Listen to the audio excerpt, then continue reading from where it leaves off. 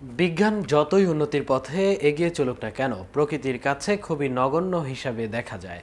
বলতে গেলে মানুষ চাঁদে পৌঁছেছে, কিন্তু পৃথিবীর এমন অনেক রহস্য রয়েছে যা কখনো ভেদ করা সম্ভব হয়নি। বিশ্বের এমন অনেক রহস্যময় জায়গা তৈরি হয়েছে যেগুলো দেখে মানুষ এখনো দাঁতের নিচে আঙুল চেপে রাখে। এমনই একটি পুকুর রয়েছে ভারতে, যার রহস্য এখনো অমীমাংসিত।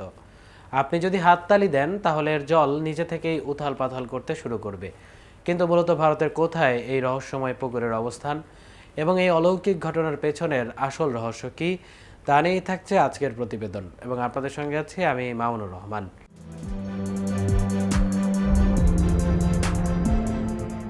এই রহস্যময় পুকুরটির নাম দালাহি কুণ্ড।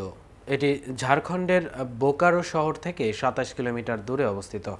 এই পুকুরের সামনে হাততালি দিলেই জল উপর থেকে আসতে শুরু করে। এটা দেখে মনে হয় যেন জল ফুটছে। এই পুকুরের রহস্য আজও উদ্ঘাটন করা সম্ভব হয়নি। দূর দূরান্ত থেকে মানুষ আসেন এই পুকুর দেখতে।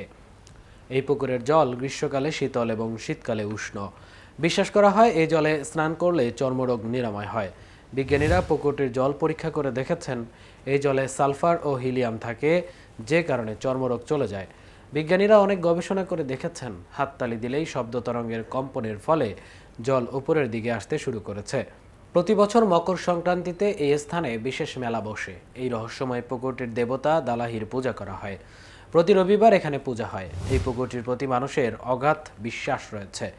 এই জলের স্নান করে যা কিছু চাওয়া হয় তাই পূরণ হয় বলে মানুষ দাবি করেন। এদিকে বাংলাদেশের সিলেট শহরে অবস্থিত হযরত শাহজালাল বিজ্ঞান ও প্রযুক্তি বিশ্ববিদ্যালয় ক্যাম্পাসে একটি পুকুর নিয়ে দেখা দিয়েছে গভীর রহস্য। এ পুকুরে ডুবে ইতিমধ্যে বিশ্ববিদ্যালয়ের 2 ছাত্রের করুণ মৃত্যু হয়েছে। এছাড়া মাঝে মাঝে এই এলাকার কতিপয় শিশুর লাশ ভেসে ওঠে পুকুরে। এ পর্যন্ত 5 থেকে 6 শিশুর জীবন কেড়ে নিয়েছে ওই পুকুর। জানা গেছে পুকুরটির পানি কখনোই শুকায় না।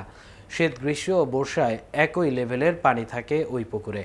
ওই পুকুরের গভীরতা নিয়েও রয়েছে নানা রহস্য। এর গভীরতার কোনো ইয়াত্তা নেই।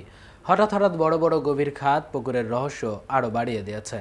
ওই পুকুরের আরেকটি রহস্য হলো এটি সেচ দেয়া প্রায় অসম্ভব। সেচ দেয়া শুরু করলে নিচ থেকে পানি ওঠে আবার ভরে যায়। বিশ্ববিদ্যালয়ের শিক্ষার্থীরা আজ পর্যন্ত ওই পুকুর সেচ দিতে দেখেননি। পুকুরের আরেকটি রহস্য হলো এতে মাছ চাষও করা হয় না। বিশ্ববিদ্যালয় প্রশাসন কিংবা ব্যক্তিগত উদ্যোগে কেউ এই পুকুরে মাছ চাষ করতে আগ্রহ দেখায় না। সবচেয়ে মজার ব্যাপার হলো ওই পুকুরে নির্দিষ্ট কোনো পাড় নেই। পাড় না থাকায় দিন দিন পুকুরের আকারও বাড়ছে।